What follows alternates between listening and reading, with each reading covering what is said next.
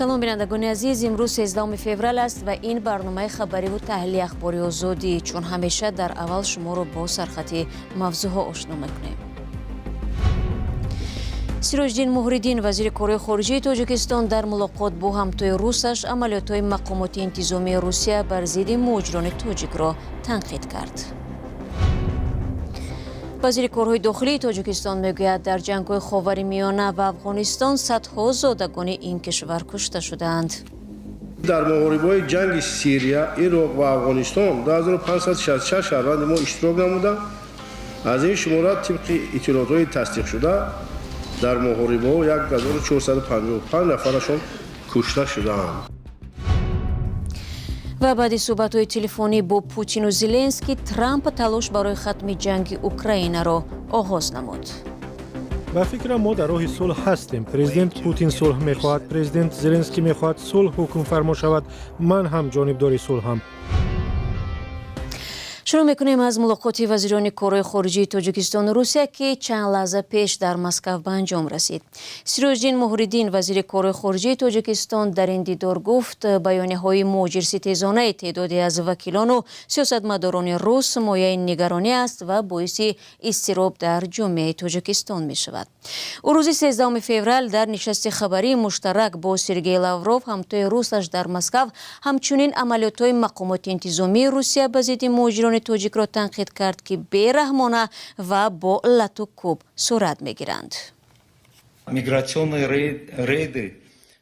عملیات ها بر ضد مهاجران گاه با شیوه های سخت صورت می گیرند. ما چاره‌بینی های مقامات روسیه برای به چهارچوبه قانونی وارد کردن مهاجرت را زیر سوال نمی بریم، ولی این چاره‌بینی ها نباید سبب اضطراب در جامعه و فضای اطلاعاتی بشوند. بدرفتاری با مهاجران تاجیک در روسیه بخصوص بعد حمله‌های مرگبار به تالار کنسرتی کروکوس در ماه مارت بسیار زیاد شد. بعد همین حادثه از روسیه بیش از 17,000 مهاجران تاجیک را اخراج کردند. به قول وزیران کره خارجه دو کشور، آنها مسائل همکاری‌های دو جانبه از جمله مهاجرت کره تاجیکان به روسیه را بررسی کردند. مطبوعات روسیه و گاه سیاستمداران آن مهاجران کره و جمله مهاجران تاجیک را سبب تمام بدبختی‌های کشورشان مینامند. بنا به آمارهای رسمی تنها در نیمه سال 2024 از تاجیکستان تقریباً 393,000 نفر برای کار به خارج و اکثراً به روسیه رفتند. نمایندگان وزارت کره داخلی بازداشت و استرداد ابراهیم سفرов مشهور با لقب بوئیم را از ترکیه به تاجیکستان تصدیق کردند. رادیو آزادی در این باره در اول ماه دکبر سال 2024 خبر داده بود. رمضان رحیمزاده وزیر کره داخلی امروز در نشست مطبوعاتی گفت ابراهیم سفرov 53 ساله از روی 15 پرونده جنایی تحت جستجو قرار داشت. پیشتر منبع‌های رادیو آزادی گفته بودند که او به تأسیس شبکه فروشی حبای اکستازی و نگهداری سلاح عیبدار می شود. موقع نزدیکان یا وکیل مدافعش به اتهام معلوم نیست. در نشست خبری وزارت کره داخلی باز کدام موضوعها صدا دادند از کیومرثی عطا می شنویم. 492 نفر آنها اختیاراً برگردانده شده. مقامات انتظامی تاجیکستان در یک سال گذشته در کشور بیش از 1700 جنایت را که به گفتهشان خصوصیت تروریستی و افراطی دارد ثبت کردند. در این باره رمضان رحیمزاده وزیر کارهای داخلی روز 13 فوریه در نشست مطبوعاتی خبر داد. او گفت که در تمام سال 2024 365 عضو چنین حرکت و سازمان ها دستگیر شده، تقریبا 500 نفر اختیاری از خارج به وطن بازگشتند. رحیمزاده درباره بیش از 200 مورد مبلغ گذاری تروریسم و افراطگرایی نیز صحبت کرد که در این رابطه به گفته او 112 نفر دستگیر شدند. وزیر کارهای داخلی در این نشست آمار تاجیکانی را که در جنگ‌های خاورمیانه شرکت کرده و در آنجا کشته شدند نیز اعلام کرد. معین کرده شد که در محاربه‌های جنگ سوریه، عراق و افغانستان 2566 شهروند ما اشتراک نمودند. از این شمارات طبق اطلاعات‌های تصدیق شده در محاربه‌ها 1455 نفرشان کشته شدند. این در حالی است که یک قسمی بازداشت شده ها خود را بیگناه می‌شمارند و بعضی از آنهایی که اختیاری به وطن برگشتند به جای عفو زندانی شدند. همچنین چندی از چهره‌های مخالفان در خارج ناپدید و در تاجیکستان پیدا شده. پول فرستادن اعضا و طرفداران مخالفان به خویش و تبارشان در تاجیکستان مبلغ گذاری به تروریسم عنوان شده است. افراد هم جزا گرفتند. در یک سال گذشته مقامات انتظامی تاجیکستان 10 خانواده را که به گفته آنها اعضای گروه و حرکت‌های تروریستی و افراطی بودند از خارجه به وطن آوردند. از زمان ظهور داعش در سال 2014 هم زیاده از 2000 شهروند تاجیکستان به سوریه و عراق رفته، اکثر آنها زن و فرزندانش را هم با خود بردند و یا در آنجا عائله ساختند. از سال 2018 هم پس از شکست داعش در عراق و سوریه در اردوگاه ها میزیستند. شما برنامه اخباری رادیو زودی را تماشا دارید. دیروز پرزیدنت ایالات متحده آمریکا دونالد ترامپ با پرزیدنت‌های روسیه و اوکراین دورنمای ختم جنگ در اوکراین را بررسی کرده اظهار امید نمود که این فاجعه به زودترین فرصت خاتمه می‌یابد. با قبل ترامپ در صحبت مفصلی که با پوتین داشت پل‌های دیگری همکاری‌های آمریکا و روسیه هم بحث شده است. موضوع را همکارم خیرمان بقازاده ادامه می‌دهد. президенти иёлоти муттаҳидаи амрико Доналд Трамп дар суҳбати телефонӣ бо президенти Русия Владимир Путин ки беш аз 1 соат идома доштааст, ба мувофиқа расид ки музокирот барои хатми ҷанг дар Украинаро оғоз мекунанд. Трамп рӯзи 12 феврал гуфт ҳайатҳои дуҷониб ризоият доданд ки музокиротро фавран шурӯъ мекунанд. Трамп инчунин гуфт ки баъди суҳбат бо Путин ӯ бо президенти Украина Владимир Зеленский ҳам суҳбат кардааст. ба фикрам мо дар роҳи сулҳ ҳастем. Президент Путин сулҳ мехоҳад, президент Зеленский мехоҳад сулҳ ҳукмфармо шавад. Ман ҳам ҷонибдори сулҳам. Ман мехоҳам куштори одамон поён ёбад. пеш аз ин вазири мудофиаи иёлоти муттаҳидаи амрико Пит Ҳексет бо ишора ба тағйири мавқеи Вашингтон дар робита бо ҷанги Украина таъкид карда буд ки Киев бояд аз талошҳояш барои узвият дар паймони низомии НАТО даст кашида умедвор нашавад ки минтақаҳое аз ҷониби Русия ишғол шударо бозпас мегирад.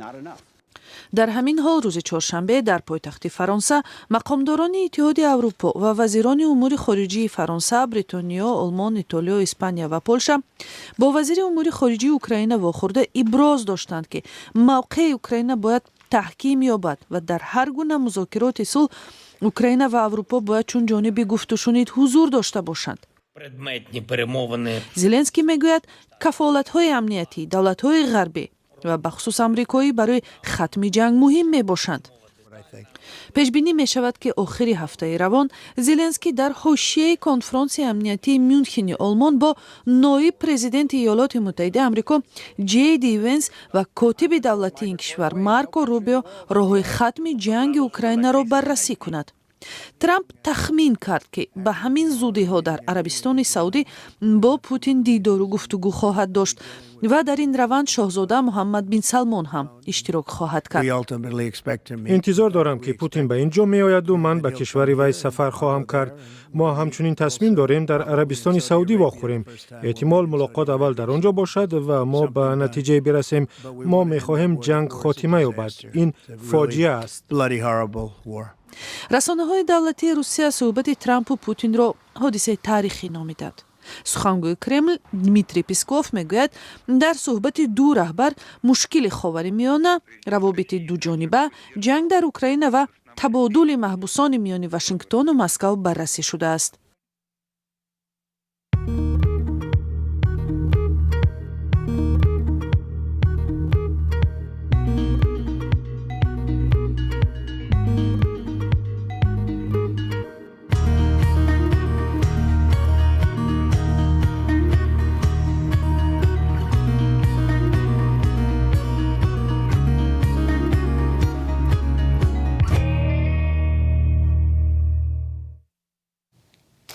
برنامه را ادامه میدیم. در تاجیکستان با وجود جای داشتن برنامه‌های زیادی برای محو خشونت خانوادگی هنوز اذیت زنان از جمله آزار جنسی زیاد مشاهده می شود. تابستان سال گذشته دفتر زنان سازمان ملل متحد گفته بود که در این کشور از 50 تا 80% زنان و کودکان با خشونت دچار می شوند و 3/1 زنها از جانب شوهران و خویشاوندان نزدیک خود زورآوری می بینند. امروز در نشستی وزارت عدلیه تاجیکستان گفتند که برای جلوگیری جلوگیری از این ظهورات اقدامی نوی روی دست گرفته شده است. شهلوی عبدالله مفضل ادامه می‌دهد. در دایره لایحه کودکس نو جنایی تاجیکستان بندی مخصوص برای پیشگیری از خشونت خانوادگی پیشنهاد شده است. در این باره در نشست خبری وزارت عدلیه تاجیکستان در دوشنبه اطلاع دادند. وابسته به زورواری در اویله در لایحه کودکس جنایی جمهوری تاجیکستان که در تحریر نو آماده شده است پیشنهاد کرده شده است. لیکن باید ذکر نماییم که لایحه کودکس جنایی جمهوری تاجیکستان در تحریر نو در موافقت با وزارت اداره تقدیر برای بررسی با حکومت جمهوری تاجیکستان پیشنهاد کرده شده است و عین حال لایحه مذکور در بررسی و آموزش حکومت جمهوری تاجیکستان قرار دارد. در قانونگذاری تاجیکستان در مسئله پیشگیری زوراوری در خانواده قانون عمل می کند، ولی آن تنها نمادهای خشونت و سوبیکتان نظارت برنده را شرح می دهد. حقوقشناس خسرو ذکراللهیف علاوه شدن بند مخصوص برای خشونت از خانوادگی را در کودکس جنایی امر ضروری می داند. ضرورتی در کودکس جنایتی درباره مسئله همین خشونت خانوادگی در آوردن تغییرات از ماده علاوه در حال حاضر ضرور است. برای چی؟ خصوصیت قانون این تنظیم نمودن مناسبت‌های جمعیتی است. این آن مناسبت جمعیتی و امروز ما بسیار دچار میشیم، بسیار مشاهده میکنیم حالت زیاد شدن خشونت خانوادگی تا درجه میبرن که ضرر وزنی، ضرر میانه به سلامتی میرسونن یا که در بعضی حالت‌ها به درجه آورده میرسونن که همون شخصی تحت خشونت خانوادگی قرار داشته شده تا به حدی میرسد که همون نفرها قصد به خودکشی میزنند. یک پرسش سر راهی رادیوی آزادی نیز نشان داد که ساکنان در این مسئله نظرهای گوناگون دارند. من اکنون جزا دادم با طرفدار نیستم. همه فقط مصلحت نصیحت کردن در کار، چون که فهموندن در کار یا شویم آیا میفهمن آیا نمیفهمن آیا عصبی میشن، همون گپی نقص کتی فهمونن با خیالم همون نقضی با میبیارد ده، چون که اویلبا میشد این همون یوشم همون آدمی جهل دارم پگه کلو میشد، پدر میشد، مادر میشد، باید ای فرزندش بعد میبیند. همون با جزا میگم در کار نه، فقط نصیحت. حکم البته هم بفهمه که جزا سخته، همون کار میشون خطای راه نمیتونه میشون در اویلا. در تاجیکستان با وجود قبول برنامه‌های زیاده برای محو خشونت خانوادگی، هنوز بدرفتاری و آزار و اذیت زنان از جمله آزار جنسی زیاد مشاهده می شود. به حساب میانه از 5 زن کمش یک مورد خشونت قرار گرفته. 3 زنان و دختران از دست شوهر، برادر یا خویشاوندان دیگر عذاب می‌کشند. یک پژوهش برنامه رشد سازمان ملل در گذشته نشان داده که 67% در تاجیکستان بر این باورند که زوراوری به زن در عائله یک کار معمولی است و بسیاری از مردان و خود زنان هم گفتند که لطوکوب زن جایز است.